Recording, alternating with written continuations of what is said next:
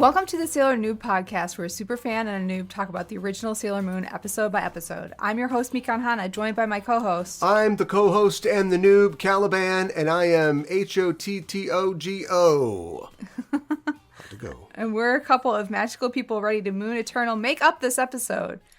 Today we are talking about episode number 184, Futariki ri no Yoru, Usagi no Pinchi, in Japanese, and the English translation, A Night Alone Together, Usagi in Danger, and the Latin-Spanish title, Serena se encuentra en problema. Serena finds herself in trouble. Yes, she does. Wow. Yeah. That's like the exact opposite. I love this. We should have been doing this the whole time. I love the multicultural Festival of Nations aspect of this. We're learning so much. Yeah, we are. Because it's not the, first of all, you start with Japanese. Yes. And they're like, getting really descriptive, poetic. Yes. And then the Germans are like, can one word be okay? Okay, just one word then. Yeah. And so apparently this is like, just very vague, but like letting you know. Yes. It's like a telenovela. Yeah, right. Episode title, or it's like, The Hunt Continues. Or something like that. Yeah. Okay, great. All that sounds pretty good. Futa what? Wait, this isn't Futa, is it? Futariki. Futariki, all right. Futariki Ri. Sorry. Futariki Ri. Yeah. That sounds like a very different kind of Scooby-Dooby-Doo adventure. Futariki Ri. All right. Well, now that that's done, let's talk for a second. Yeah. Let's talk about comments. Let's do it. And let's talk about the platforms on which there are comments. You know, normally we talk about Spotify comments at this point in the show. It's something that we've been enjoying doing, reading answers to our questions on Spotify, which you can do if you're a Spotify listener or use the Spotify platform. We don't have any of those today. Okay. That's fine. But I just wanted to make sure, do sort of something of an announcement to listeners that, as far as I can tell, they've fixed the Spotify comment problem. Okay. And so if you want to go to our episodes on your Spotify app or on your computer and answer, well, it's not even answering a question now. It's just telling us what you thought of the episode, leaving a comment. Right. You can do that. And I'm fairly sure that we'll get them. That's good. But whatever platform you listen on, there are many options like that. Yes. If you listen on YouTube, I know some people do that. You can leave a comment there, and we can read it on the show. And just let us know what you think of the show, what you think of how we're doing. And also, you know, I hate to look too far into the future, but we're almost done. We are almost done. We're getting pretty near the end here. So if you've got any comments or questions, things you want us to talk about, or things you want to say before we turn the lights out around here, that time is coming soon. Yeah, that's right. So find us on your Spotify app or on YouTube or your platform of choice and leave us a comment. Let us know what you think of the show. Cal, can you tell us what happens on today's episode? I can. I will. We open at Juban Senior High. Of all places. Wait, there's a school in this show? The Juban Senior members of our squad are outside of the building, and Minako is telling them that she heard that there have been some break-ins around the area lately. You know, Juban, it's changed. It's not the way it used to be. Oh my God. Yeah. Makoto says, you got to be careful. And I swear, not only did they not animate her when she said this, but her voice sounds like it was dubbed in later. Oh no. And everybody's like, yo, Usagi, you got to watch out. Yes, yeah, be careful. Oh, well, okay, I'll do that. Like, it doesn't sound that. What's happening here? I don't know. Usagi says, that's okay. My house doesn't have anything worth stealing. I think Dad got the big screen TV in the divorce. Oh, God, come on. In exchange for the kids. Oh. Minako says, not so fast, Usagi. You have a life. And Usagi's like, LOL, what? And Ami says, the other day, the old woman at the cigar store was threatened with a knife. It's not the same as it used to be. Yeah, you're right. There's a lot happening in that sentence. Yes. Aside from the fact that Ami is presenting this information, I'm just imagining this old lady that loves cigars being held up in a humidor. Or does she sell the cigars? I think she sells the cigars. Is that what it is? Yeah. I have seen, and I know that video games are real life. I have seen in the Yakuza video games, when you go around Yoshintaru, Yoshinishingo. I can't remember the area of town, but it's in every single episode or game of Yakuza. Okay, sure.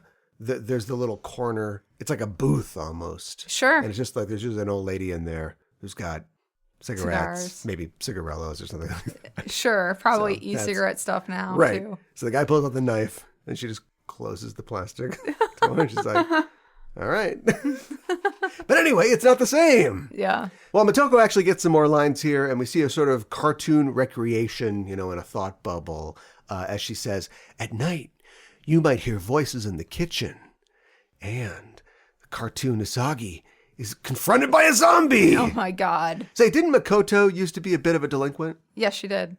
Huh, interesting. She's not talking about how it's changed. Hey, Makoto, where were you last Friday? Oh my gosh. And why'd you give us all these cigars? Yes, officer. She took all my cigars and she squeezed out sideways through the shop door.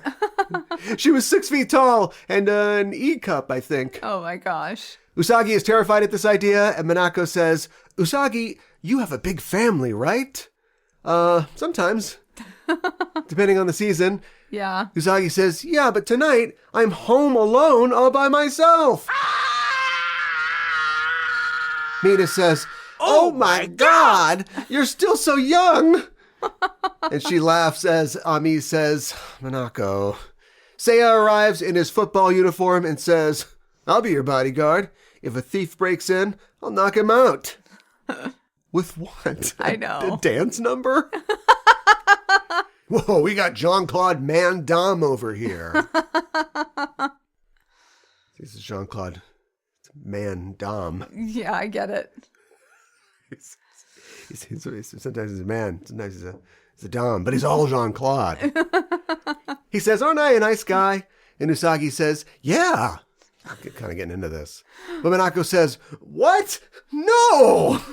And Makoto says, Seiya's staying over at Usagi's house. And Ami says, it would be unfair to take advantage of the situation. And Usagi says, oh, please. Title card. Usagi takes advantage of the situation. I wanted to mention, too, in my translation, the title in Japanese of the episode was Night Between Us, Usagi's Pinch. Oh my God. Wow. Who is she, Isaac Asimov? He wrote a book called Nightfall. Oh my God. Got night in it. We cut to the Sakino household, and it's sparkling clean. Sparkling. That's a bad sign. Ladies, do you clean before a guy you like comes over? Do you clean before your dad comes over? There you go. Yeah. Usagi says, well, let's see. Bathroom, living room, kitchen, only the hallway left to clean. She picks up her bucket and she walks into the hallway and totally eats it and ends up on the floor. Aluna comes in and says, are you okay? And Usagi says, yeah, I'll clean it up. But Luna says, no, I mean about Seiya. As we see another little cartoon illustration, a lot of these this week. Luna says, a reliable policeman might suddenly turn into a wolf man. Or may have been one the entire time. And we see a wolf man in a police uniform. That should be your first clue right there. Yeah. The uniform. Turn into a giant wolf, and he eats a sheep whole. And so the sheep is a girl in this situation. I guess so. Luna, these pet metaphors, I don't understand. Pet Metaphors is my album title, I think. And Usagi's like, nah. But Luna says, hey, listen. And Usagi sits up straight. She's in the mom voice. Yeah. I don't know why she doesn't use that all the time. I don't either. Luna says, a man is like a wild animal that lives on instinct. Don't forget it. I wanted the sex farce. I got it. Yeah, you did. Luna's acting like Joan Rivers as Dot Matrix in Spaceballs. Oh my gosh. With her virgin alarm. Yes. That was my virgin alarm. It's programmed to go off before you do. Usagi says, okay. And the doorbell rings. She gets up to get it, and she wipes out again. I guess she overwaxed the floors. I guess so. The door opens, and Seiya is like, hey, what? Usagi from the floor says, you're shy. And he's like, are you doing aerobics? We get a bunny head Irish transition directly to the bedroom. Here we go. Oh my god. She says, make yourself comfortable. I'll make some tea. And Seiya walks into the room and he sees a picture of Usagi and Mamoru arm in arm.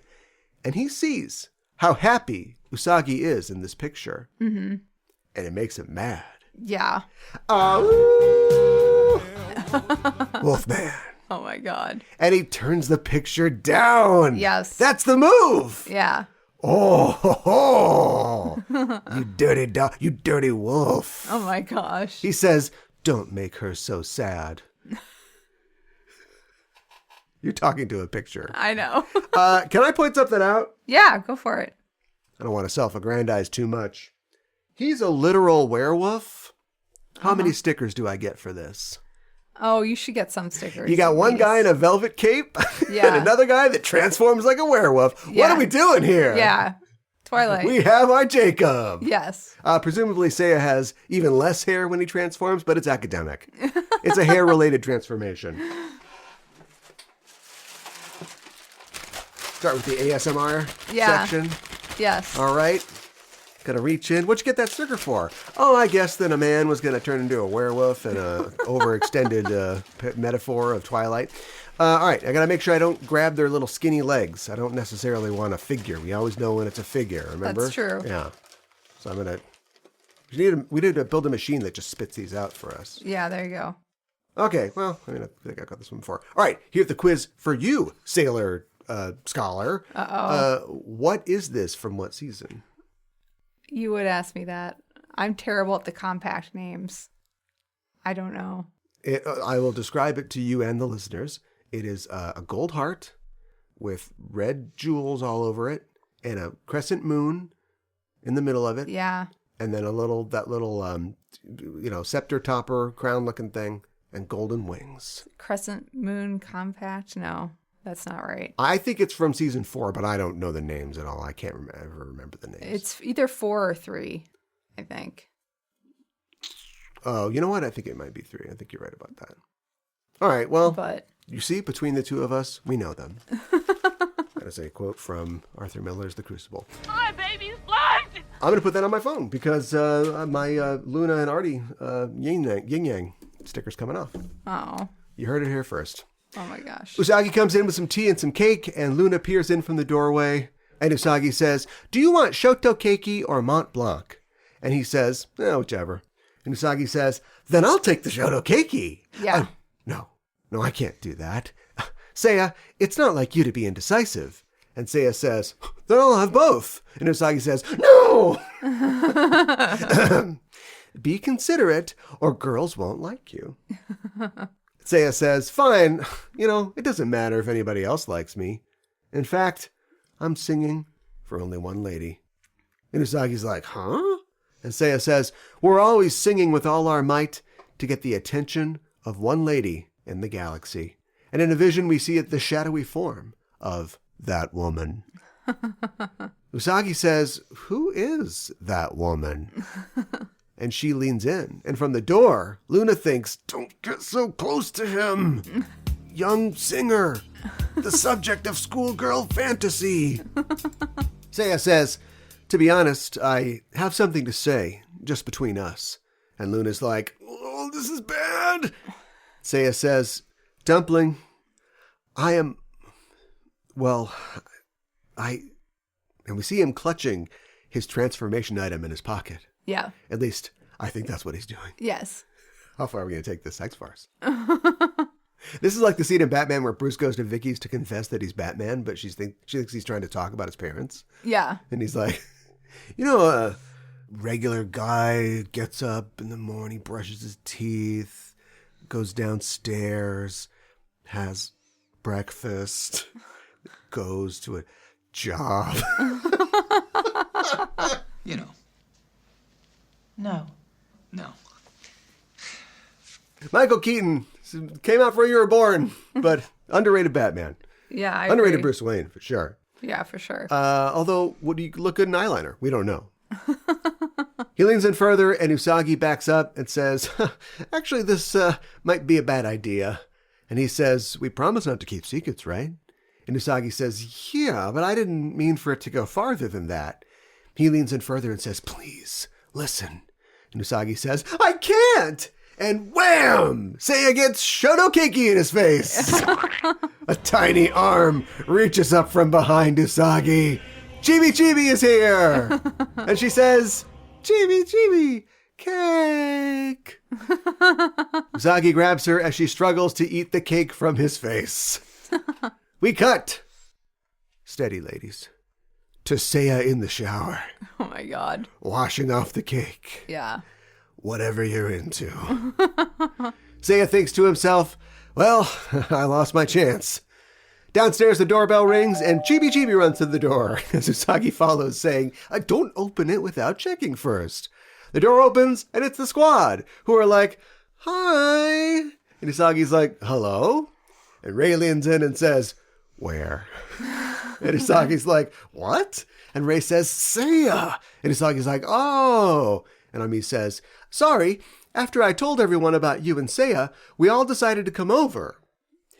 Does she mean what she saw or experienced in a previous episode? Possibly. When she was on the street and she saw, a similar situation where Seiya was trying to sort of say something and she was like, I'm not here. I'm going to go. Possibly. And we were like, oh, she's going to tell everybody. Yeah. She told everybody. Yeah. That's what happened. Yeah. Makoto says, we thought you might be lonely.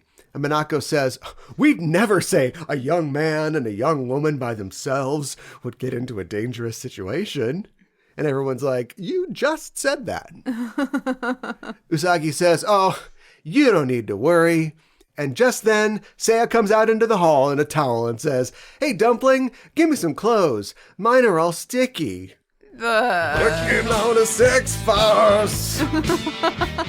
The Japanese have forgotten more than the French ever knew about sex farces. We're not done. The girls are scandalized. And Ami is peeking through her hands. But Chibi Chibi runs at Seiya and grabs at his towel saying, mine, mine. What the hell? I don't know. The girls are shocked as his towel is about to come flying off. But Seiya runs back into the bathroom. Later, as the girls are making dinner, Makoto has a faraway look in her eyes, and Usagi says, hey, what's wrong? And Mako says, well, Seiya-kun. And Minako pops up and says, we're lucky, aren't we? But Rei says, that's not what we're talking about. That's our Rei. Mako says, what if we hadn't shown up? And then Rei says, that's not fair. That's our Rei. Yeah. She's defending Usagi from the suggestion of impropriety. Yes. Even though she has no interest in any of this boy stuff. That's right. Wink, as we know. And Mina says, I won't let you two take a bath.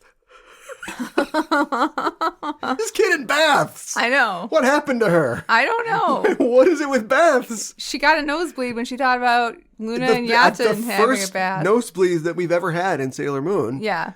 Like, why are baths so erotic for her? I have no idea. It's all about baths. She's got piles and piles of bath manga. Oh my god. What's a bath manga? I don't know. Ranma and half their Yeah, he's baths got to fall in a lot. water. Yeah, that's true.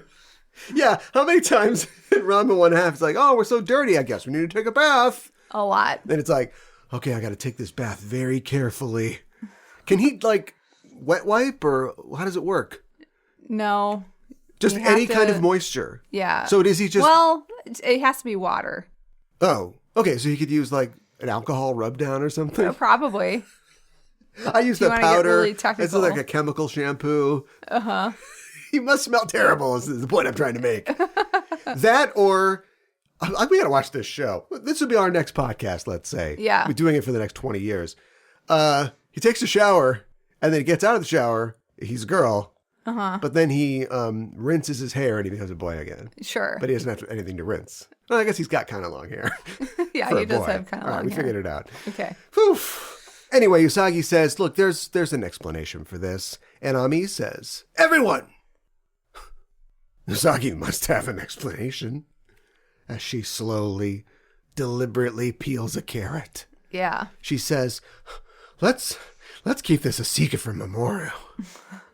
Wow. Okay. Ami, secret horn dog, secret keeper. Usagi's like, hey, it's not like that, and you are really going to town on that carrot. Ami has a blank look on her face as she drops the knife and the carrot and says, Usagi, you're impure. Whoa. Yeah. We will talk about it. Sounds good. Usagi says, you're overanalyzing this. And then Minako screams and drops the dishes as Seiya runs in and says, what's wrong? Mina points in fear at a cockroach on the wall. Yeah. And Seiya's like, oh, what? And the girls are terrified. Our feminist heroes. Yeah. Seiya says, I'll take care of it.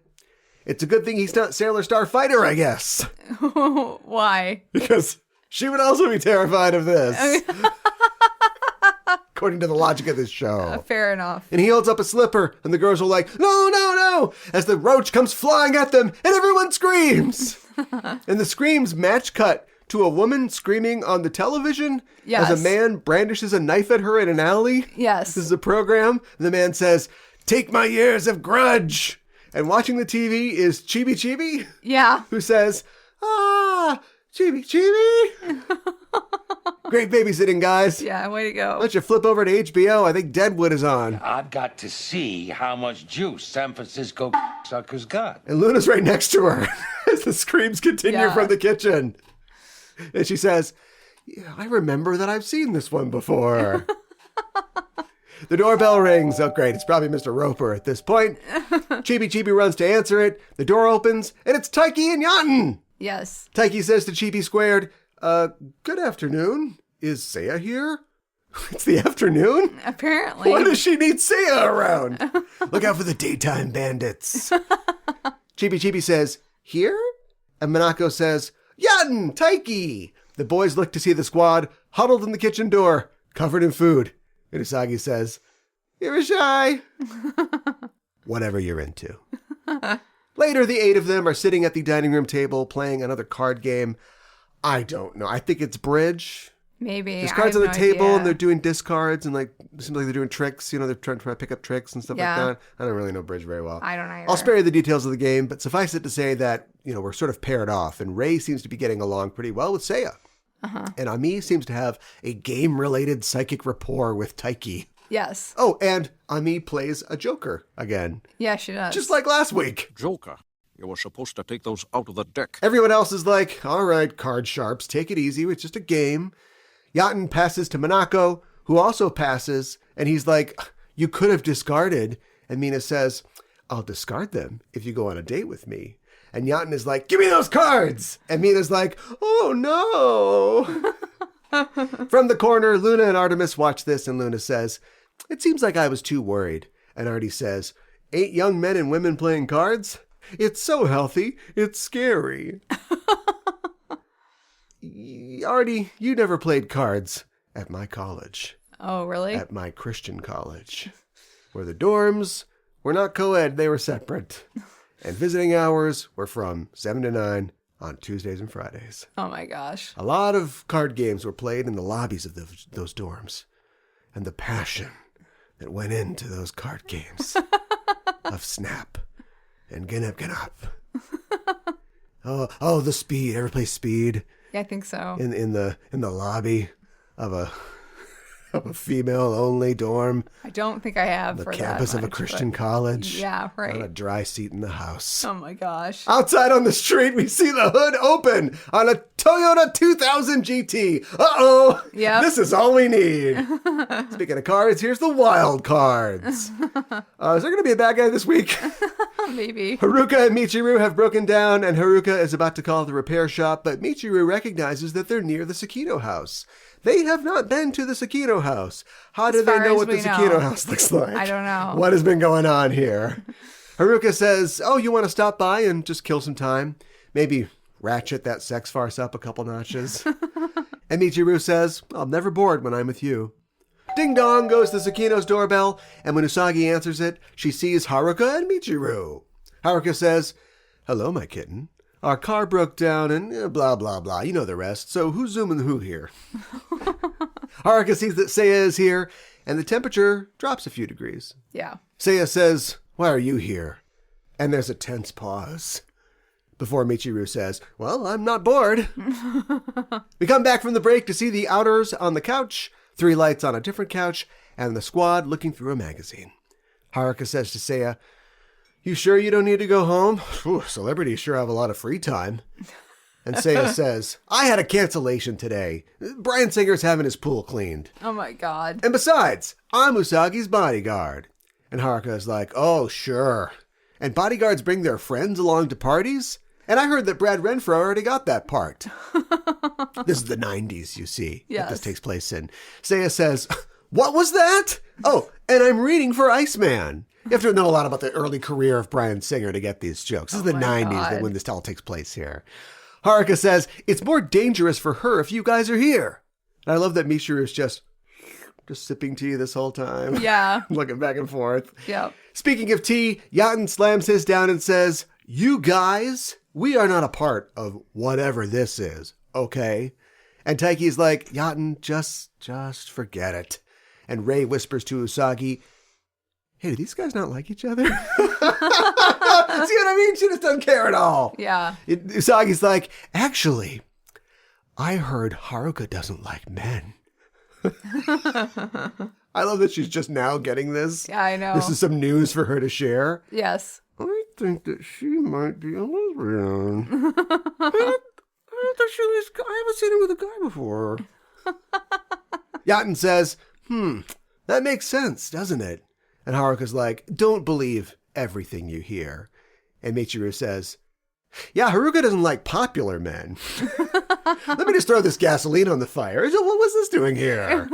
And all the girls say, that makes sense. And Haruka says, that doesn't make sense. The doorbell rings. Usagi opens it, and standing there is a camera crew and a guy with a backwards baseball cap and a pencil-thin mustache with a little table. And he's holding a sign that says, Oishinbo Banzai, which is like, cooking, yeah. And he says, hey, what's up? Let us interview you at your dinner table. And Usagi's like, no. And he's like, hey, are you having dinner? And she says, well, not yet. And he says, hey, what's on the menu? And she says, takeout pizza? And he says, hey, pizza, sounds great. Thanks for inviting us. And Usagi's like, and she shuts the door. She says, what do I do? Taiki says, if we're seen at a girl's house for dinner, there's going to be a ruckus. Yeah. And Yaten says, I can see it now. 3 lights, hidden faces at night. And Seiya says, let's hide. And Usagi says, Minako, you handle this. And everybody else dashes away. Yeah. The host opens up the door a crack and says, hey, is everything okay? And Minako says, yes. All right, we're taking it up a notch. We cut to Usagi's bedroom where she, Seiya, and Chibi Chibi crawl into her closet. Chibi Chibi starts squirming in Usagi's arms, and Seiya bumps his head on a shelf. He says, ow! And Usagi's like, shh. And Seiya's like, it's really cramped in here. And Usagi's like, hey, don't touch me. And Seiya says, I didn't. And Usagi's like, right. And Chibi Chibi's like, shh. Seiya says, about our talk before, I wanted to tell you something. And Usagi's like, ow, right here? And Seiya says, right here. And Usagi says, Chibi Chibi is here, and I have Momo-chan. And Seiya says, I think you're misunderstanding. And Usagi says, no, you're thinking of something erotic. Kids, you're all grown up now. Oh my gosh. You are adults. Erotic Sailor Moon. Their only misstep in this situation would be to have Chibi Chibi say, erotic. Except they did do that! That's exactly what they did! Sex Force Woman! We hear a man scream and Usagi hits her head again, saying, okay, wait right here. And she backs out of the closet, hitting her head one more time before running down the stairs. She sees that the camera crew are all passed out in the living room. And in the dining room, Sailor Aluminum Siren and Sailor Lead Crow have the TV host cornered. And Minako is pinned to the wall. Minako says, who are you? And Crow says, just stand there and watch. Siren, get his starseed. Siren? And we cut to Siren, who is eating a slice of pizza. And she's like, what? And Crow's like, not now. And the TV host says, hey, who are you guys? Siren wipes her mouth and gets up saying, thank you for the pizza. I am Sailor Aluminum Siren. Nice to meet you. And the host says, Hey, nice to meet you too. And Crow's like, why the hell are you greeting him? And Siren says, my mother told me to be polite or I can't be a respectable adult. She's a mother? I guess she is they a don't mother. come fully formed out of the womb of evil? I guess not. Who's the mother of the sirens in Greek mythology? Phorcys, probably. Probably. The ancient chthonic sea creature. And then probably one of the muses was their mother, let's say. Okay. Terpsichore, which is who's the muse of politeness? Who's the muse? I don't know. Emilypostichore. Crow says, oh, would you take his seat already? And the host says, hey, are you talking about me? And Siren says, then excuse me. And despite Mina's shouted warning, the host is struck by Siren's bracelet blasts. His seed begins to emerge as Usagi peeks into the kitchen. And Seiya peeks in behind her and she says, hey, I told you to stay upstairs. But he says, I'm your bodyguard. And she says, just hide somewhere. And she runs off to the downstairs bathroom as the host's seed begins to emerge. Usagi pulls open the door to the bathroom and bumps into Makoto, who is stuffed in there with Ami and Taiki. Yeah. Which Ami doesn't see any problem with. Interesting. Interesting. This is like the stateroom scene in A Night at the Opera, the Marx Brothers movie. Yeah. Usagi should order 2 hard-boiled eggs. Make that 3 hard-boiled eggs. Usagi says, sorry, and runs off to the tub room, or the toilet room, and the room with the tub, or the shower, separate in Japanese houses? They're usually separate, Oh. yeah. Okay. Yeah. Well, la-di-da. Oh, and you don't have anything to steal.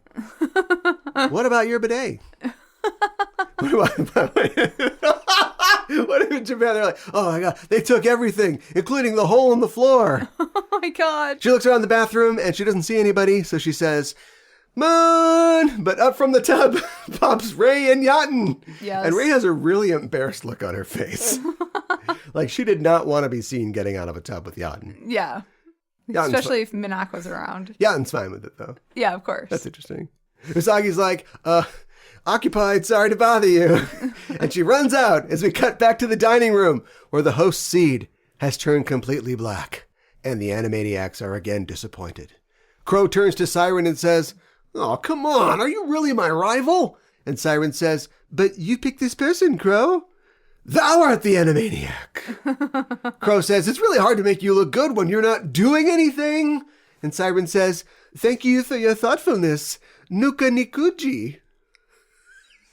This is such a weird show. Nuka ni kuji is like, that means like nailing the rice bran. Okay. It's a synonym for like something useless, like what you're doing is not helping at all. Okay. It's a drop in the bucket, like that Sure. sort of thing. I don't know what you would, if you had like a bowl of rice, or you just put rice on a piece of wood and you put a nail through the rice, it's not going to hold the rice. No, it's not. So I think that's what that means. Okay. Nuka ni kuji. And Crow's like, what? And Siren says, that's what they call me on this planet. It's funny. And Crow says, I don't think that's a good thing. As they are fighting, a rose petal comes floating by, and Siren is like, oh, pretty. But we hear, invited by the new age, I am Sailor Uranus, fighting magnificently. And, likewise, Sailor Neptune, fighting gracefully. Sailor Uranus and Sailor Neptune are here. And they're standing on the dinner table. Yes. And Siren says, I don't believe it. And Crow says, tell him, girl. And Siren says, they've got their shoes on the table. And Uranus and Neptune are like, oh my God, we are so sorry. And Crow's like, come on, let's go. And they run into their phone booth, which disappears. And the otters are like, crap.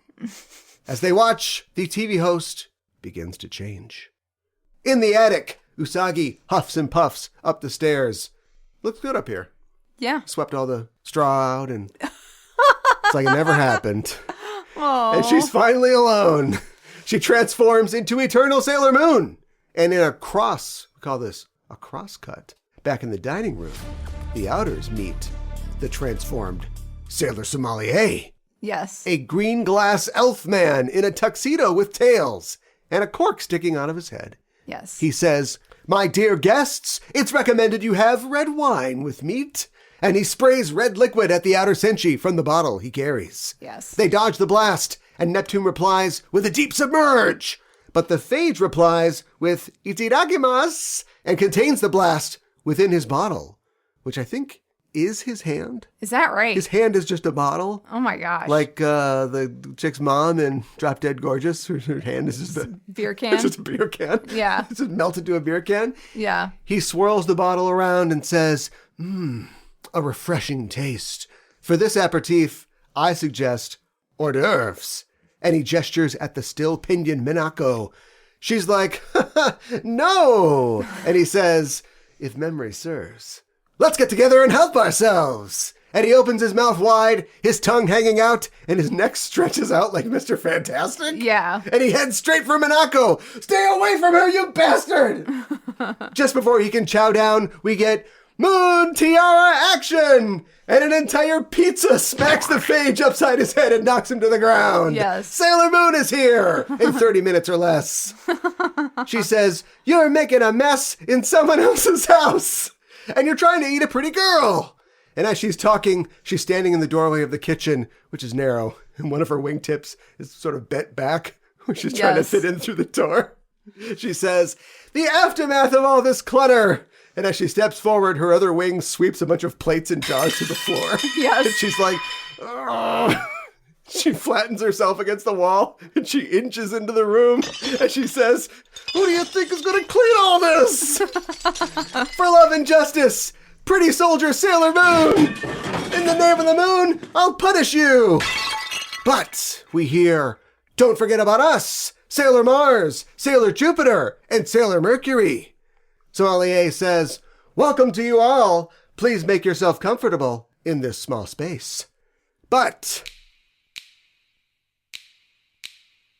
penetrating the darkness of night, the air of freedom breaks through. We are the three sacred shooting stars. Sailor Star Fighter, Sailor Star Maker, Sailor Star Healer, Sailor Starlights. Stage on.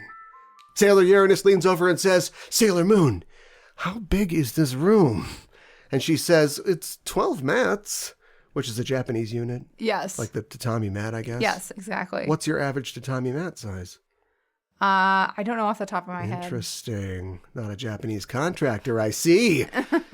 She says, I thought it was pretty big, but looking at it now. Say it with me, everyone. Star, gentle. Just a moment. Mars, Jupiter, and Mercury restrain Sailor Star Maker, telling her that she'll destroy the room if she uses that attack.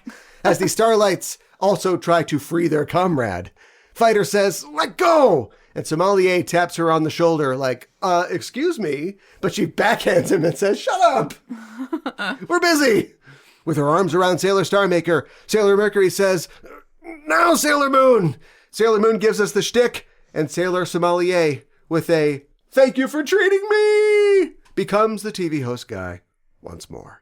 Immediately, the Starlights are like, later, and they leap away. And Sailor Moon is like, why were they here? The Outers excuse themselves, and Usagi's like, hey, who's going to help me clean this up? And over on the wall, Minako says, maybe you guys forgot about me? The next morning, Seiya and the squad have finally finished cleaning the house when they hear a noise in the hallway. They creep to the door to see what it is, with Seiya leading the way. And in the hallway, they see a shadowy figure. Mako says, what if it's the zombie? And Mina says, would you stop with the zombie? Okay, we'll jump him on the count of san. Ich, ni, san! The group throws themselves at the shadowy figure, but they end up Three Stooges style tripping over each other and fall to their faces to see Chibi Chibi stuffing cake into her face. Yep. With chocolate all over her. Yes. And Usagi says, I have to clean again. Is it chocolate or is it poop? Oh my God. Reminds me of Mr. Mom when the baby is eating the chili. Yes. There's this whole melee, this fracas with the TV repairman and the plumbing guy, and everybody's there, and they're all arguing with Michael Keaton, the second Michael Keaton reference. Yes. And then the baby walks in with an empty can of chili. They're like, You crazy? You fed a baby chili? they all run out, and then we cut to like him, with a gas mask and a pair of tongs, with a diaper. Oh my gosh. Kids run away. Cowards! I want to comment real fast. Yeah. Makanai, everybody. The closing song is not the best song. It's not. It's probably the worst closing theme. I think it is. It's not a bad song. Yeah. But I was thinking about it, and like every other season has like on average 2 closing songs. Yes. Do they ever? Maiden's Policy goes the whole way, doesn't it? Or do they split that? Oh, you would ask me. Yeah, that. it doesn't really matter. The point's made. And you don't like. Let's put our worst song first, then we'll build up when we get to the end. People are gonna love that amazing song, that Baby Baby Love. You have to go with the team that you've got, right? Yeah. And so when it comes to the end, it's like, how do we top everything that's come before? It'd be great if they could have done that. Yeah. But instead, the ending theme is fine. Yeah. Plus, you've also they wrote an entirely new opening theme for this reboot 5th season. So yeah, that's apropos of nothing. But I was just thinking about that as I was watching the credits because of how much fun I had in this episode. Yeah. Let's talk about slut shaming, or yes, let's do that. The potential slut shaming, which isn't to say I could slut shame you. It's saying I'm shaming you, a potential slut. Yes. Wow. Get this all straight. What's up? Don't ruin anything. I won't ruin anything. But is this Ami's arc?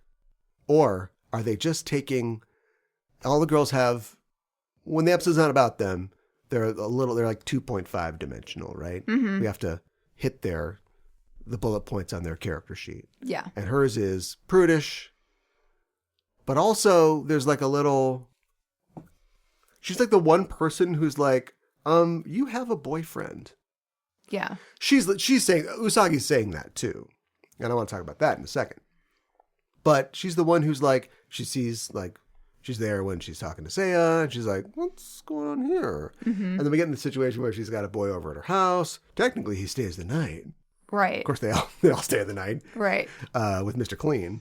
But why is she... They have this beat, and it's never resolved. It isn't like Ami comes back and goes, what she would do is go, I know you'd never do that.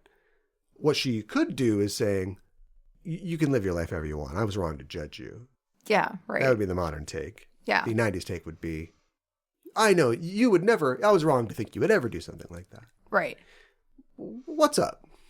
Respond to the verbal diarrhea that I just threw all over you, like Mr. Mom.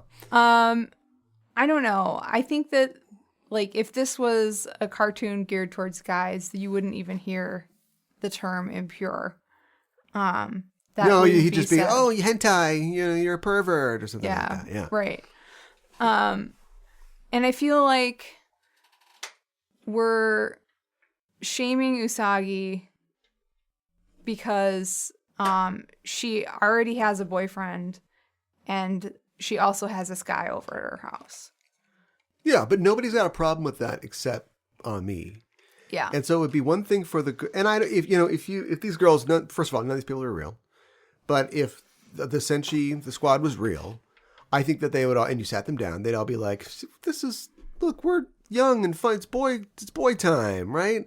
She's not going to do anything. Right. But it's fun to flirt with boys. Yeah. This is the first season where they finally start kind of getting that. Like we've mentioned before, I hope, that Usagi's flirting with this guy. Yeah, she is. Normally, she would be so obtuse to everything. And in this episode specifically, she's like, well, your fans aren't going to like that. She doesn't really mean that. That's facetious, right? Yeah. We've never seen her be like this before.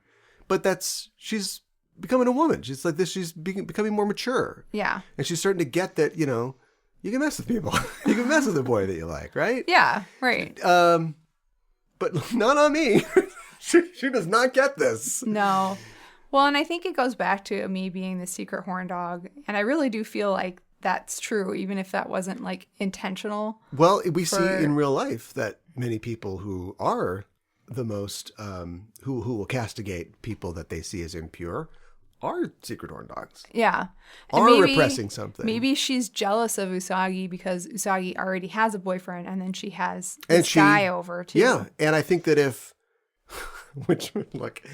just get over yourself. Hamburger boy throwing himself at you. Nothing.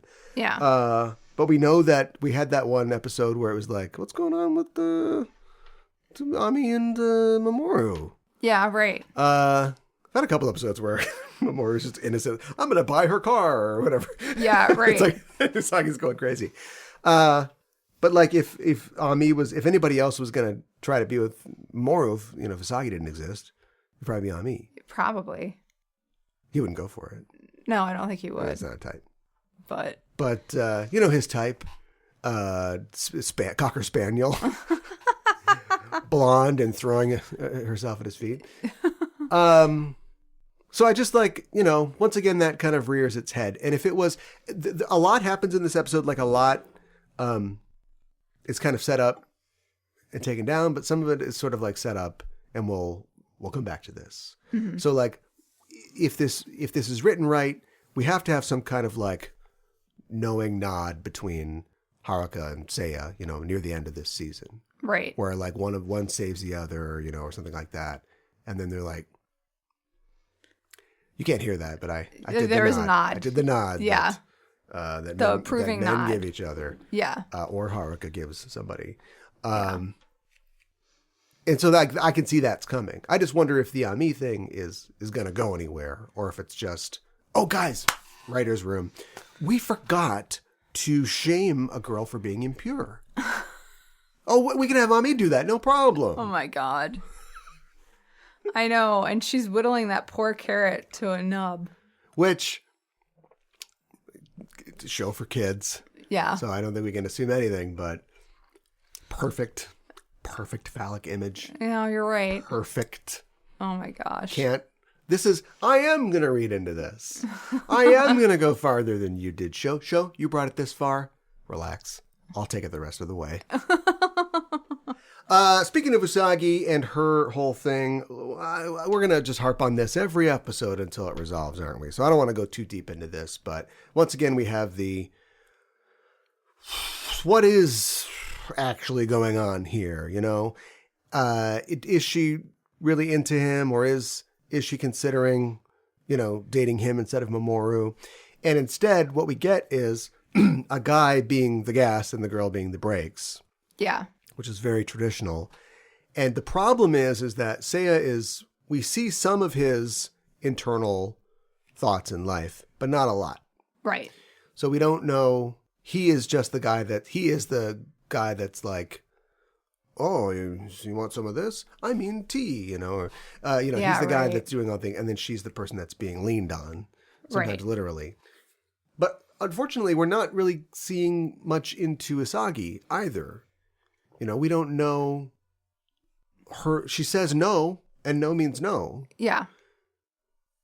I don't want to say but, because it means everything I said before. It doesn't matter. Let's say, alternatively, there is a precedent for playing hard to get. There is a precedent for being like, oh, no thanks. But like, okay, I said that, but like, come on, try again. Yeah, right. Which the internet has basically just twisted and just made not a thing anymore. But normal, well-adjusted people know that's a thing. They know that no is no, but they also know try harder sometimes. Sometimes. But not all the time. Yeah. And so all she says is no. And then every once in a while, she's like mailing a letter and she's like, what am I doing? Yeah, right. And that's supposed to stand in for... I go back to the Jacob and the Edward thing. Are we supposed to believe this or not?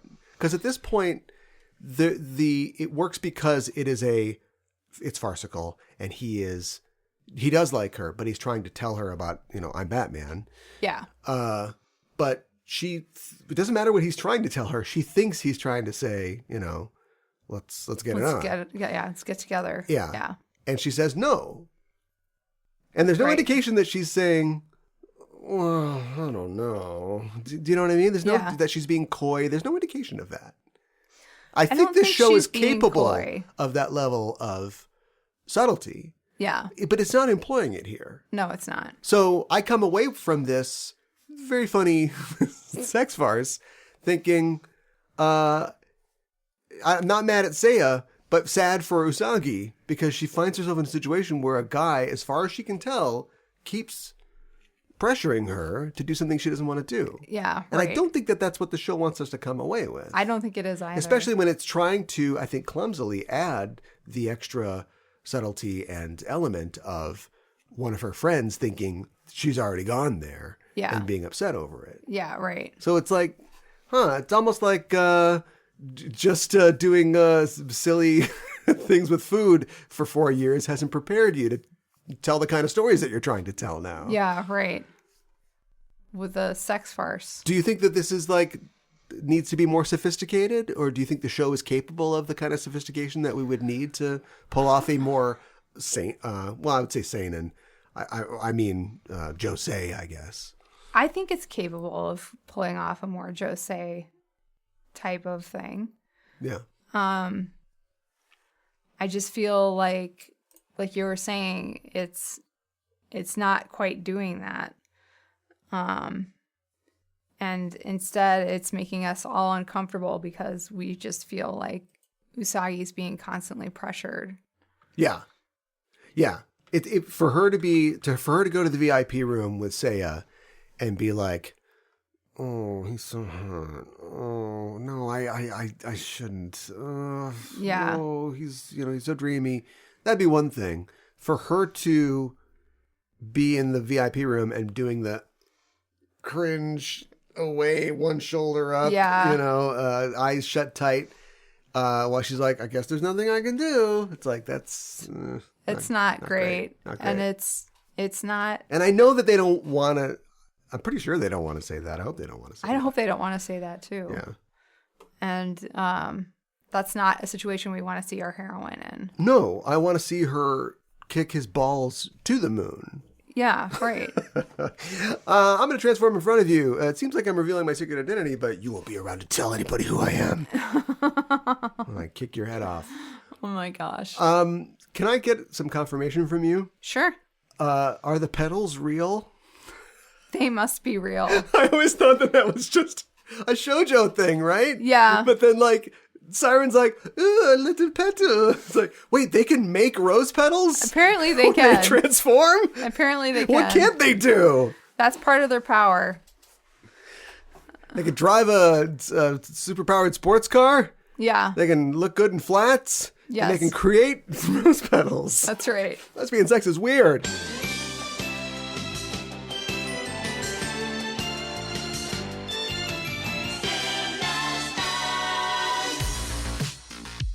Would you recognize the color of television tuned to a dead channel? Have you seen attack ships on fire off the shoulder of Orion? Is Neo Tokyo about to explode? Are you a technical boy or a razor girl? Do you live 20 minutes into the future? Do you dream of electric sheep? Do you know Kung Fu? If your answer to any of these questions is yes, you may be a cyberpunk.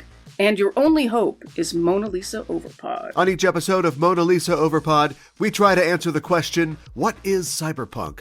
By diving into the movies, TV shows, and literature of the genre that takes a hard look at the future we're living in today. Mona Lisa Overpod is available wherever you get your podcasts. Jack in with us as we punch deck and snow crash our lawnmower. Man? Oh man, you had it right up until the end there. Hack the planet! Right on.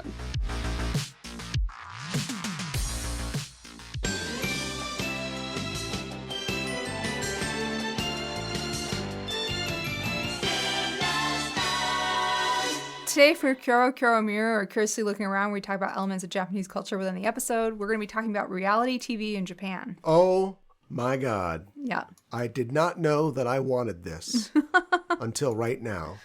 Japanese, this is different than game shows, right? This is different than game shows, okay. Yes. Right. Japanese reality TV can be very intense and live stream someone's life, such as the contestant Nasubi on Susunu Denpa Shonen. Susunu, what? Shonen boy? Wait, what does all that mean? It means do not proceed crazy youth.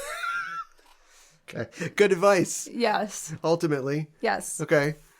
On the other hand, it can be mellow and seem to naturally show people's lives, such as Terrace House and The Boyfriend. The boy. Okay. Those are some other reality TV shows. I've heard of Terrace House. Yes. The Boyfriend. The Boyfriend. Are they trying to get her a boyfriend? The Boyfriend is about. It's very similar to Terrace House, but it's gay men and bisexual men. All right. Hey. Who are in their house. Hey. Guilty as charged. Guilty as charged. I made an assumption all about good. Japanese culture. which is very hostile to LGBTQ people. So I got that one wrong. It's all good. What's that on? It's on Netflix. Ugh. I watched it. It's very good. Okay. I'll pirate it. Susune Denpa Shonen. Wait a minute. The gay boyfriend one doesn't have drama? Oh, come on. It has drama, Okay. but it's not as intense as some other dramas. Okay. Yeah. All right. Susune Denpa Shonen was a reality TV show in the late 90s. It starred wannabe comedian Tomaki Hamatsu, aka Nasubi, which means eggplant. The nickname was... Okay, I'm just going to keep quiet. Wow. The name was given to him because of his 30-centimeter long face. Okay. Woof. Woof. All right. Sorry. Go ahead. In the reality show, Nasubi is stripped naked and told that he must win 1 million yen or $8,000 in prizes before he can leave the tiny apartment they are filming it in. Wait. So it's like Squid Game, only it's Eggplant Game. Yeah. Now that's a show. Yeah, he has to win the prizes in order to leave. So it is kind of like Squid Game. This is in the late 90s? This is in the late 90s, yeah. Cast back into that dark abysm. I don't remember when did The Bachelor first come out? I don't remember. It was like the early 2000s. Survivor right? was one of the first ones. Yeah, too. but that was like the year 2000, wasn't it? I think so. Yeah. So So they were this is like 98. ahead of us. Yeah. Remember? Oh boy. Okay. All right. Look, I don't mean to interrupt you. But like they were kind of doing those bus dating shows or like Cheaters or something like that. Sure. Right? That stuff was kind of reality, right? Yeah. Like the uber, what you think of a reality like Survivor and that sort of stuff. Being in the house, the Big Brother. Real World. Yeah, that's true. That would happen pretty so early. it existed. Yeah. Still, okay.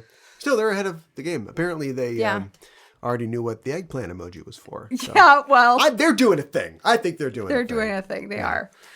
From The Guardian, quote, he was escorted straight from the audition, blindfolded, to a studio apartment in Tokyo. Oh, my God. Yeah. You're in. Yeah. Put the cuffs on him. Yeah. Wow. Furnished with nothing but a camera, a table, and a radio, a phone, a cushion, and a full magazine rack. His assignment was to obtain everything he needed, clothes, food, entertainment, via magazine sweepstakes contests. Additionally, the producers placed an eggplant emoji over his penis. Some have speculated that some have speculated that this is the root of the eggplant emoji being associated with his penis. Speaking of the root. Yeah. All right. I think the eggplant is self-evident. Yeah. The eggplant. Are you a spy? The eggplant is self-evident. Repeat. I think that they knew what they were doing. Yeah, I think They so already knew what too. they were doing. Yeah. All right. Nasubi got this job after winning a lottery for a show business related job.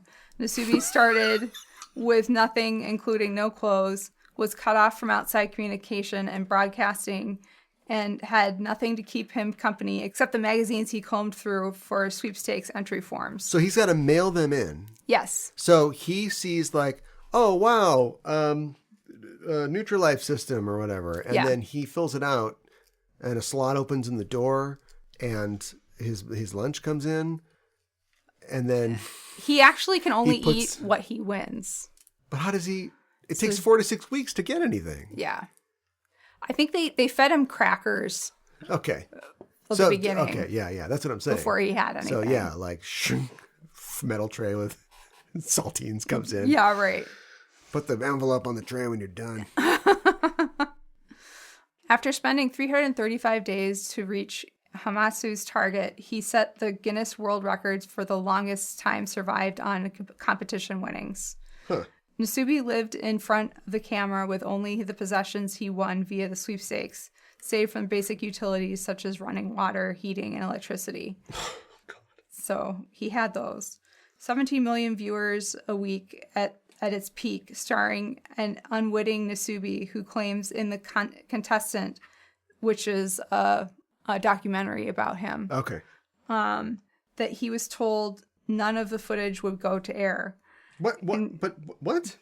So there's supposedly no, he was told it wouldn't go to air. So do you think he was doing an experiment or something like that? I have no idea. I mean, there's a camera there. Where are the release forms and stuff? Oh, This is no, really- no, I'm so naive. Maybe there weren't This any. is Japan in the 90s. We didn't do that. Yeah. In reality, the experiment was being live streamed with footage compiled and re-aired each week, complete with sound effects present at frequent intervals, responding to audience enthusiasm. Denpa Shonen began a 24/7 live stream of his room, with producers using joystick to keep the eggplant in real-time place. Oh, right, because this is live. Yeah. Oh, my God. Yeah. I would never... How's he poop? I don't know. So this is all happening online? It must be all happening online. Or I mean live, huh? Live, yeah. I mean, he has a bathroom, so... This reminds me of... there's a guy named Josh Harris who was like a .com millionaire. I mean, there's still a guy named Josh Harris, but he was an early .com millionaire. And he created this... He was obsessed with old TV. He really loved like Gilligan's Island and stuff like that. Okay. But he in the very early days of the internet, I'm talking about like the late 90s, he created this situation, and I can't remember if it was called like We Live in Public. It was supposed to be like an art project. Okay. And so he got like 100, maybe it wasn't 100, like 50 people in New York, some of whom were like .com people like him, some of whom were like performance artists and actors and actresses, and they all had to live in this warehouse and be filmed the entire time. And they had like cubicles, like coffins to sleep in. Okay. And there was like, and the shower was like a big round 360-degree glass Oh my thing gosh. in the middle of the thing. Yeah, you did everything, just with no privacy. And it broke down really fast. I was going to say. It was supposed to be like kind of an experiment, but also he had a website called like pseudo.com, I think it was called. Okay. And so it live streamed. It was very early, like, Real Player, like live streams. And I think it fell apart pretty fast. Oh my There's a really gosh. fascinating documentary called We Live in Public that details the whole thing. Okay. But it was just like, you think that this is this would be really interesting. We're going to get real. Yeah, we're going to get real. Yeah. Like somebody's going to get stabbed for real. Yeah, right. His journals during his 15 months indoors, Oh my January God. 1998 to April 1999, were published without his knowledge and became bestsellers. Hey, we published your journal. Yeah, exactly. The through line, as producer Toshio Tsuchiya explains in the film, in The Contestant, the film, was that, quote, if you drop anyone into any situation, give them a task, and then capture it on camera, actually all humans are entertaining, end quote. Yeah, that's like the sort of pitch line of reality TV. Yeah. I think we've tested that premise some. Yes. There's a difference between, this is just my commentary, there's a difference between entertainment and whatever you would call just voyeurism, I guess. Yeah, right. And so, yes, you can set up a camera and just do stuff and people will watch you. Doesn't have to be sexual. Sometimes Right. people will just watch people do stuff. Yeah. But that's not entertainment. That doesn't come through your TV or your computer and last for half an hour or an hour. And, Right. and then, so there'll be something next time. That's where like editing and writing comes in. Right. That's interesting. So, but this was literally just a live feed, I guess, of him. Yeah, at least it eventually became a live feed. Okay. Isn't Mr. Beast doing this stuff now? This is just what Mr. Beast does. Mr. Yeah. Beast ripped off Radio Boy.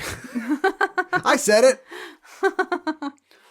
Denpa Shonen felt like a stroke of genius, of TV genius. Felt like a stroke. Quote, at the time, I wanted to capture something amazing, something incredible, says Tsuchiya, an aspect of humanity that only this show could capture, end quote. Nasubi survived largely on dog food. He won a bag of rice, but This is Mr. Beast. but he didn't have a pan to cook it in, so he had to eat it raw. He never won any clothes. Did they give him water? He had water. He had running water, Just soak it in the water. I suppose. There, helped you out. Crunch, crunch. He never won any clothes that he could wear. And from Wikipedia, quote, after winning a stuffed toy in a sweepstakes, he carried on conversations with it as his sensei, as was his only sort of interaction, end quote. At one point, he won a TV, a VCR, and a PlayStation. He had won a couple of tapes and at least one video game. I don't know what was on the tapes, but the game was most likely the train simulator, Densha de Go. So that feels like an attack. Although, maybe that's his thing. I don't know. But yeah, give this guy some GTA or something. Something. Yeah, like crunchy rice, not great, but a beanbag chair, PlayStation, and a TV. Yeah. And GTA. Yeah. I've done 15 months of that. That doesn't seem so bad. It doesn't seem so bad in some ways. Nasubi reached his goal of 1 million yen in prizes after 335 days. Although he was led to believe that he had won a special trip to surviving the year, he was abruptly blindfolded by producers and moved to a new location. He was moved to a new location in South Korea, where he would have to win enough earnings in order to get a flight home back to Japan. Nasubi was placed in yet another secluded apartment where he was asked to take off his clothes and instructed to enter more sweepstakes. So I knew Korea would come into this at some point. Yeah. How many won did he have to get? I don't know. He had to get a ticket. The exchange rate's terrible. Yeah. And at first he got there so quickly that they upped it to a first class ticket that he had to get. Okay. So if there's more horrible things that happened to him, I guess tell us. But I'd really like to know where he is today and if he's all right. He's all right today. He is originally from Fukushima. Oh. So when the tsunami and the earthquake and everything hit, he kind of jumped into action and did some charity work to help raise money for the area. And he had to order so many things. And so he did that. And as part of the charity, he climbed Mount Everest. Oh. That was one of the goals. Okay. Sort of thing. So he's something of a celebrity. He is something of a celebrity. Okay. Yeah. So. I just imagine, wow, I went to the Konbini and I went to the Lawsons and boy, this guy had a story. The cashier told me this crazy story. All right. Well, boy, I don't feel like you could get away with that now. I don't feel like you could either. Yeah. And maybe they shouldn't have been able to get away with it back then. No, I'm not praising them for getting away with it. No. It does sound kind of fascinating, though. It does. Yeah. And I can see the Mr. Beast appeal. The documentary. Oh my gosh, I can't talk. A documentary. The documentary sounds really interesting too. It does sound interesting. What's it called? The Contestant. The Contestant, that's right. Okay. Yeah. I'll check that out. Yeah. It's on Hulu, I think. Terrace House is a Japanese reality television show franchise consisting of 5 series and 1 theatrical film. The show follows the lives of 6 strangers, 3 men and 3 women from different walks of life who lived under the same roof while getting to know each other and date each other. Yeah. The show has received positive reviews for its earnest take on reality TV format. Since releasing internationally, the show has become a great sleeper hit and developed a cult following. From Wikipedia, quote, the show provides access to a furnished house and 2 cars, all of which are equipped with cameras. While in Terrace House, members keep their day jobs and are allowed to go about their daily lives as they please. Occasionally, the cameras will also provide insight into the members' personal lives, their workplace, friends, and family, but heavily focuses on capturing dates between housemates and meaningful group events. So they date each other? They do date each other, okay. Yeah. Should one of the housemates decide to permanently leave the show, a new member of the same gender is invited to join. Huh. So I've heard of this one. Yes. And all I think of is Warm lighting, people sitting around a long table talking to each other. You're not off. That is exactly correct. I say this, I probably get hooked on it if I watched it, but this is the one that's like, it's not for me. I could see how people would be like, oh man, I really hope Toji makes it happen with Sarah or something, but yeah, right. It's a lot of watching people talk about stuff. Yeah. I love it, personally. Okay, there you go. But, yeah. What makes Terrace House different from other reality shows is that it has a group of studio commenters introduce each episode and watch along with the viewer, providing real-time commentary. At regular intervals, the show cuts to the panel as they analyze conversations, decipher a member's body language, and joke about the last 10 minutes of footage. I found several articles that were essentially love letters to Terrace House and talked about how it was a show where practically nothing happens, but it's incredibly engrossing and addicting to watch. It's not as focused on creating a lot of drama as other reality shows are. Right. Well, there's an appeal to that. Yeah, there is. It seems more natural. But the fantasy that Terrace House is a peaceful retreat from the typically sleazy drama of other reality TV shows shattered in 2020 with the suicide of Terrace House resident Hana Kimura. Kimura, a pro wrestler, had endured constant harassment on social media since joining the latest season of the show in fall 2019. And that harassment intensified following a recently aired episode in which she argued with another housemate.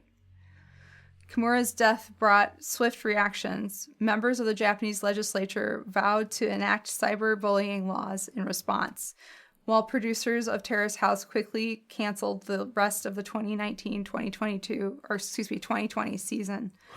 The show had already been on hiatus due to COVID-19 pandemic, so producers chose not to air the rest of what had been filmed so far. So this is like, wow. So,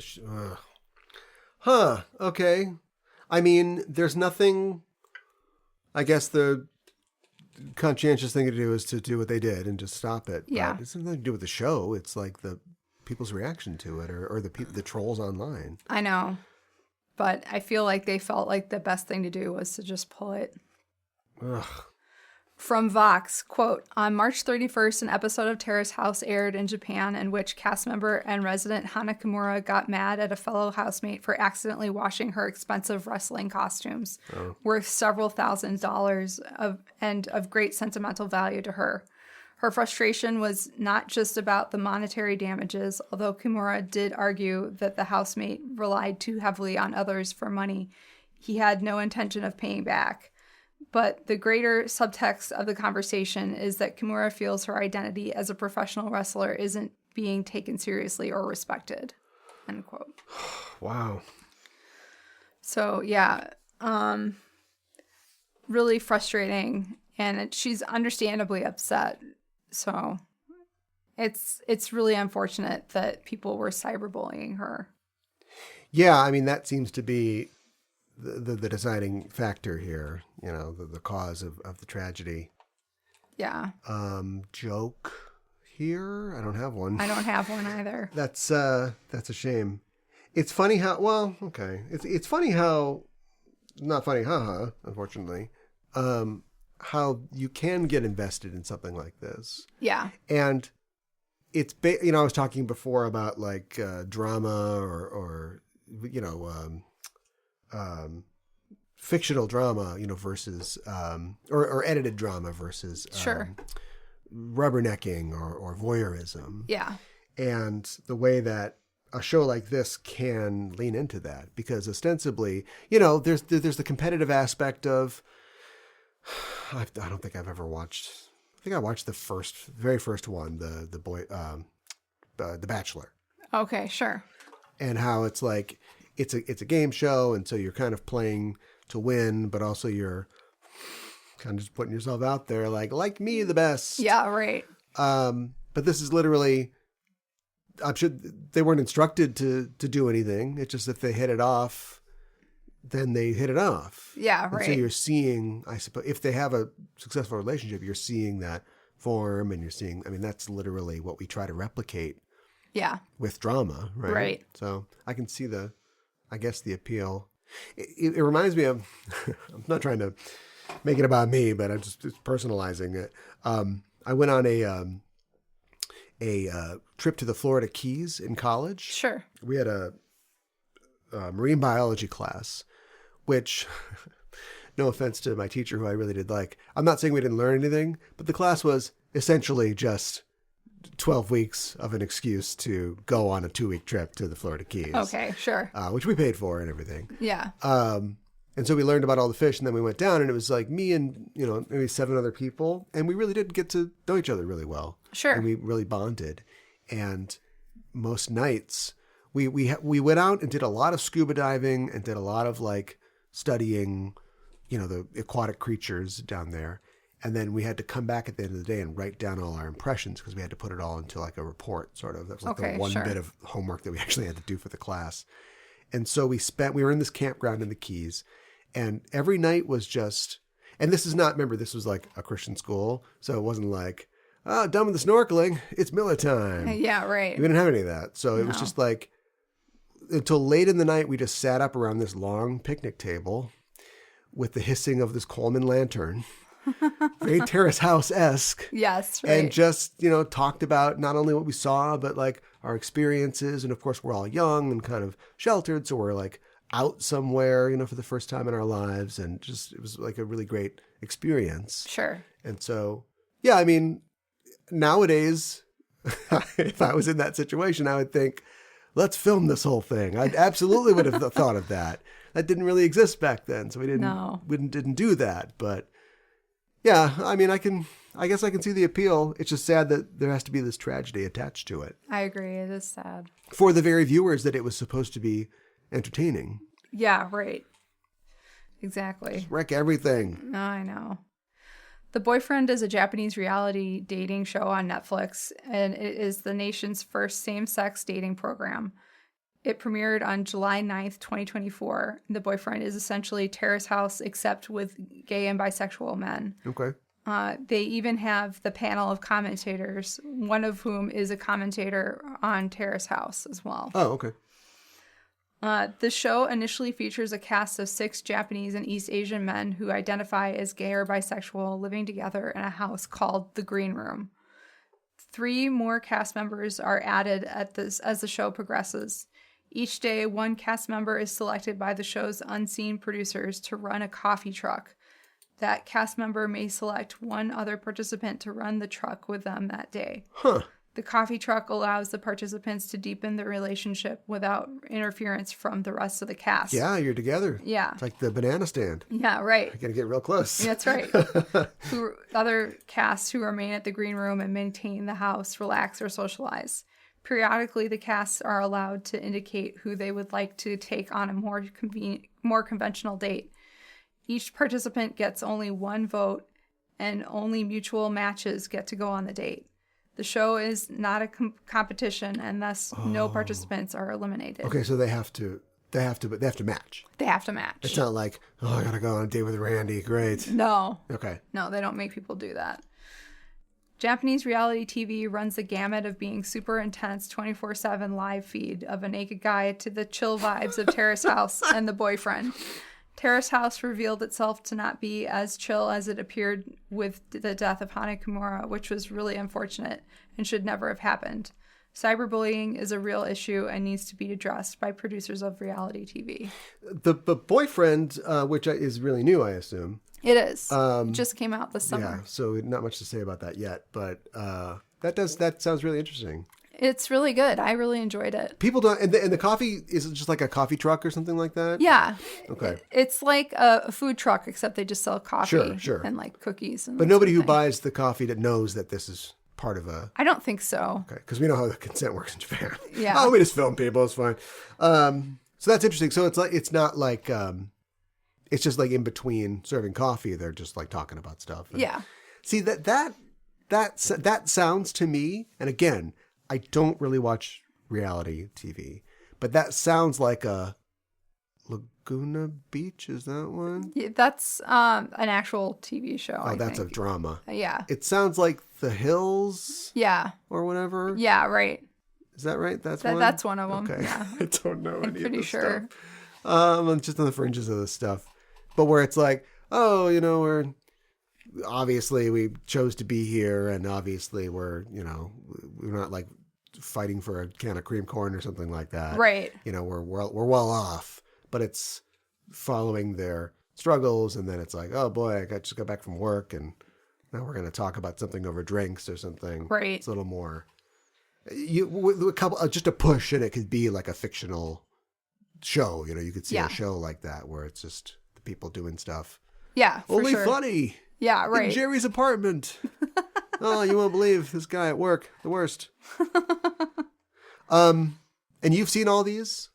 You didn't? I have not seen the Nasubi one. The Radio Boy one? Yeah, I haven't seen that one. Okay. But I've seen Terrace House and The Boyfriend. And it's all on Netflix. It is on Netflix. Da-doom. Well, I don't think that... I wonder if Terrace House is still on there. Probably not. I don't think it is, would be my guess. And I wonder if any shows, because those people don't stop working. I wonder if they say, from the producers of Terrace House. That's probably like, oh, take that off my resume. Probably. Yeah. Yeah. Nobody wants to know that you were the cinematographer from Rust.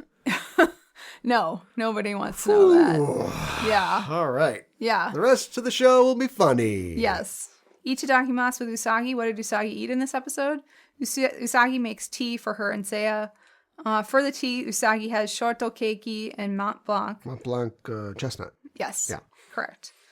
Chibi throws the short keiki on Seiya's face. So we were trying to figure out how old she is. She's food throwing age. Yeah. So she's very young. She's very young. Usagi's probably changing pull-ups here. Probably. We don't get into that. No, we don't. Yeah, okay. Mako is cooking some hambagu. The girls are preparing some vegetables, maybe for a salad. Mi has peeled a carrot until it is a nub. Yes. Jungodai, or of the Gourmet Banzai, and his crew show up and want to film Usagi's dinner, which will now be delivery pizza. Sailor. So I would, if this is this a real show, I would watch this show. I don't think it's a real show. Where you but it's not a bad idea for a show. Yeah. We just show up at somebody's house, like Ed McMahon. Right. Look it up. And then it's just like what they're going to eat. Yeah. Now, you'd have to do a couple test shows because it could just be really depressing. Everybody's having a Swanson's TV dinner. Actually, more likely they're just door dashing. Ooh, DoorDash. Listen, I want producer credit. I'll take 5%. But you do a show where you go to somebody and they're going to DoorDash something, right? Yeah. Or maybe like a HelloFresh or something. Anyway, the point is that you see the food doesn't really matter. We'll show the food at the end to sell the product or the services or whatever. But it's like, oh, then you go in and it's like, oh, well, I live alone. Okay, this is going to be a more intense episode. Or it's like, oh, we're busy. I got to take the kids to soccer or to church or something. And we're doing this and that. And you get to see, the American family. Sure. I could see that. Yeah. Yeah. This family was attacked by underwear models. There's lots of different situations you can find yourself in. That's right. Sailor Aluminum Siren is eating some of Usagi's pizza. And then Chibi is eating some strawberry shortcake and chocolate cake at the end. Yes. She's got two fisting it. Or it's just, they don't say it's chocolate. It could just be she got her hands on the Mont Blanc. It could be. The pizza wasn't a weird pizza. Not really. I can't remember what was on it, but I didn't see like egg or any of the weird Japanese stuff. Yeah, you're right. Squid ink. Yeah. So I guess they got a pretty normal pizza. Feeling Gauge, we rate a baddie 1 to 5 dark stars, 5 being the most wicked. The phage in this episode is Sailor Sommelier, which of course means somebody who selects wine. Yes. So. Yes. He has green glass-like skin, and he has a cork in his head. He's got navy blue pants and a navy blue jacket with tails, the inside of which is purple. He has a white towel over his arm, and he is carrying a wine bottle that is wrapped in a white towel, although you said you think it's his hand, which is even creepier. I think it just sticks out of his arm, yeah. Okay. And he has a corkscrew opener strapped to his back. He basically is a humanoid wine bottle. He sprays wine at Neptune and Uranus, and he absorbs Neptune's attack into his wine bottle. He stretches his neck, and it looks like he's going to bite Minako when Sailor Moon does the pizza moon tiara action, which I was very happy about. He is a wine bottle, and he has a wine bottle. Yeah. This would be like if steering goo like had a hand that was a little car as well. Yeah, right. I like the design, and I feel like he's fairly effective, so I'm going to give him 4 out of 5 dark stars. Well, you described a 5 out of 5 stars for me. That's what I'm giving this guy. Personality. I don't know how they got to wine. I don't either. But it's food related, I guess, and we've done chef things before this season. So so this works. It's a wine guy. That's fine. It's insane to think that what happens if you pull the cork out of his head? Is his brain in there? Or is he just full of delicious wine? I don't. And of course, he has to be returned to a human, so we can't shatter him and get the wine all over like the Kool-Aid Man had an accent. Oh, no! Effective personality, fantastic, powerful. Yes. It's just like, Outers, you're tough? No, I don't think so. Yeah. Gotta get that mirror out because I just ate your deep submerge. Liked everything about it. And I was thinking, too, are the girls going to tag team all of these things? I don't know. I think maybe they are because the Animaniacs. Because I realized something. They're a Manzai duo, aren't they? They kind of are. I think they are. Yeah. And I don't. Once again, I can't hear or read Japanese dialects, but I wonder if one of them is doing the Kanzai dialect. You know what I mean? One is the bokeh or whatever. Yeah, right. The Sakomi, because they're got like a back and forth going, and it's they're like the Sunshine Boys. Well, that makes sense too, because like Aluminum Siren is kind of the dumb one. Yeah. And Lead Crow is the smart one who's chiding her. Yeah, exactly. Yeah. That's that what they all are. makes It's an Abbott and Costello. It's a classic duo. So I hope that they continue to both show up. It's going to get real sad when one of them dies in front of the other. Maybe they'll die together, and that'll be happy. Speaking of Netflix, I have not watched it yet, but just a little recommendation for something I haven't watched. It is highly rated, though. There's a Netflix drama that is an adaptation of the novel Spark, and it itself is called Spark or Hibana Spark, and it is about a Manzai duo. Oh. If you enjoy Hacks, the show Hacks, which is very popular right now, and it's supposed to be good. I watched the first couple episodes and I was like, oh, it was for me, but it's really good, I guess. It's kind of like that where a younger comedian gets paired up with an older Manzai artist as his new partner for a Manzai act. And so it's funny, but it's also kind of about their relationship and about the Japanese comedy industry. And so I flagged it. I'm going to watch it. Okay. But I'd like to watch that but I have with not you. watched it yet. Yeah. Yeah, that sounds good. It's like the Sunshine Boys. Okay. Again with the finger. I have some trivia for this episode. Seiya almost told Usagi about his and or her mystical identity as Sailor Starfighter, but was interrupted by Chibi Chibi. Yeah. This was the last episode Sailor Moon used Moon Tiara action, although this time she threw a pizza. It's a good way to go out. It's a good way to go out. Sailor Sommelier is the only phage who does not say beautiful when he is cured. Yeah. Instead, he says gochiso sama deshita, which is the phrase you use when you're finishing a meal. Yes. 5. 5? 5 out of 5 wine bottles. Yeah. Well, they all do the exact same thing. Yeah. So we got rid of the rating, but we got to give a rating. I'm going to give this one 5. Yes. It's very polite. The photograph on Usagi's desk used to be a picture of her with Momo and Chibiusa. Yeah, you could have more than one picture. Yeah. Although that would have been really interesting if he's like, there's your boyfriend. Who's that? Pink? I've seen the little red-haired one. Yeah, right. Who's the little pink-haired one? Yeah, right. That would raise a lot of questions. It would. Maybe you wouldn't want to be a home wrecker, Seiya. Yeah, but it is an entirely different photo. The one with Chibiusa, Usagi is wearing her school uniform, and Momo is wearing an orange button-up shirt with a blue t-shirt. And in this episode, Usagi is wearing a white shirt a blue skirt and red and blue handkerchiefs around her neck. Right. And Mama was wearing a light blue button-up shirt with a black t-shirt underneath. The pose is the same pose, though, for both photos. Oh, no. Oh, it's a Back to the Future photo.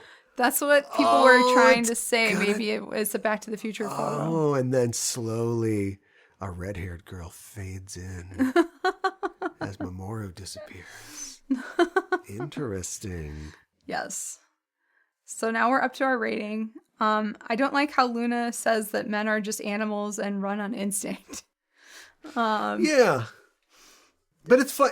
I didn't mention that because I don't think that that's a comment. That's just that's the position that she's taking in this sex farce. She's you're right. No, don't. No, you're right. I like when Chibi throws shortcake into Seiya's face. I like when they are playing cards and Ami and Taiki gently rib each other. I like how Usagi throws a pizza and says Sailor Moon Tiara action. I like how the room is so tight that Usagi is knocking stuff over with her wings. I like how Minako says, "Aren't you guys forgetting about me?" when she's still restrained after the bad guy is defeated. This was a really fun episode. It was kind of like a bottle episode in a way. Nice. But so I'm going to give it 4 out of 5 roses. Oh, you so cruel. 5. Okay. 6? Is that pot? Can we? No, I'm being told we can't do that. 5 for all the reasons that you named and more. It's been a while. Oh, what a long journey we've been on here. But this would be in my top 10. Possibly? Really? Possibly top 5. Wow. I guess we'll need an AI to go back through the show and see how many times I've said that. You have 35 favorite episodes. Yeah, where are the anime Emmys for this one? Come on. The Animes. Not great. I have nothing bad to say except for the things that I said before, which are only my questions and sort of interpretations of it. Right. Like I said, it's hard to judge it alone. I hope that this Ami thing goes somewhere, we'll see. But just considered by itself, it's a perfect half hour of TV. It's very funny. It traffics. Very funny. It's just ridiculous things are happening for unseasoned viewers who listen to our podcast. Can you get extra little bits like the pizza tiara throw and the show not taking itself seriously with our hero coming in triumphantly and knocking everything over with her wings, which we still don't know why she has. I looked it up, and it's written by Ryota Yamaguchi, who also wrote the Salon one. Oh, okay, sure. Wrote Siren's Introduction. Okay. Is a new writer this year. Has in the past wrote for Ranma 1/2. Okay, sure. And Cutie Honey Flash. It reminds me a lot of Ranma 1/2. Yeah. And wrote for Blue Exorcist, which is a show that I've heard about and want to see, but haven't seen yet, but is also supposedly is about like the son of Satan or something like that, but it's supposed to be very sort of funny and meta. Okay. And I think that he gets how to do the comedy. Yes. And he gets the characters and where he must have been. It's possible he was maybe a fan of the show before. Possible, yeah. Obviously, everybody works on stuff, and he's worked for a while. But if you're watching the show and then you get a chance to write the show, now you can do all the stuff that you wanted to do. Yeah, right. And I think he's also consciously trying to bring some of the old stuff back. Okay. The old bits and things like that, and refer to previous things. So, yeah, I just that it's really great. The one thing I would say, and this isn't a criticism, this is actually a compliment. It's a little predictable. It is a little predictable, yeah. But because once it starts playing out, it's clear kind of where everything is going. But that's because they're sticking to the formula, and we've talked about formula, and we've talked about formulaic, and this is formula and not formulaic. Yeah. There were times when I felt like I know exactly what's going to happen, and I'm waiting for it to happen because I want to see it happen. Yes. And not like, oh, I bet this is going to happen. No, I knew that was going to come. It's like sometimes you build a IKEA desk and you know how it's going to turn out, because you want it to turn out that way. Yeah, right. If it's a pile of balsa wood on your floor, something went wrong. Yes. But you want the little guy to have his hands on his hips and go, yeah, because you built this beautiful bookcase and you knew what it was going to happen. You knew what it was going to look like because that's what you wanted. Exactly. If I was going to write an episode of Sailor Moon, it would have gone exactly like this. It has to be like this. So I give it a solid gold 5. Nice. My English title for this episode is Together Alone, House Full. House full. Whatever happened to predictability? Good one. I didn't know what to do for this one. I was too busy laughing at the episode. So mine is Don't Tell Mom the Babysitter's Red. Oh, like the wine? Yes. Next episode, we are talking about episode number 185. Taiki Zesho, Shinjiru Kokoro o Uta ni Komete in Japanese. And the English translation, Taiki's song filled with passion and faith. Oh boy. Going back to Taiki. Yep. Going back to Taiki. Going back to Taiki. Well, okay. Gonna look forward to that. See how many more episodes we can look. We got the new characters. We're using them. And find out if we can give them a little more depth. I'm sure that we possibly can. So let's check that out in the future. Check us out online. Follow us on social media. Yeah. We're trying. We're very busy. But we do like having followers and we like posting things to them. So look, search us out on your social media platform of choice. Also, find us on Patreon, patreon.com/Sailor Noob, where we have so much, a cornucopia, speaking of food and grapes, of other podcasts and materials for you that are always changing. We're going back to, speaking of going back to Utena and going back to Evangelion soon. So if you want to catch our Utena recap show or our Evangelion recap show, those are all on there, along with our recap show of live action Pretty Girl and Sailor Moon, a show that you owe it to yourself to watch. Yes. So check that out. Listen to us talk about the food, fun, and fashion of 2000s Japan and the adventures of the live action Senshi. All of those things are available at patreon.com/Sailor Noob. Become a Senshi today. Well, that's our show for this week, and the Name of the Moon will be punishing you next week with another episode of Sailor News. Sex, fast woman!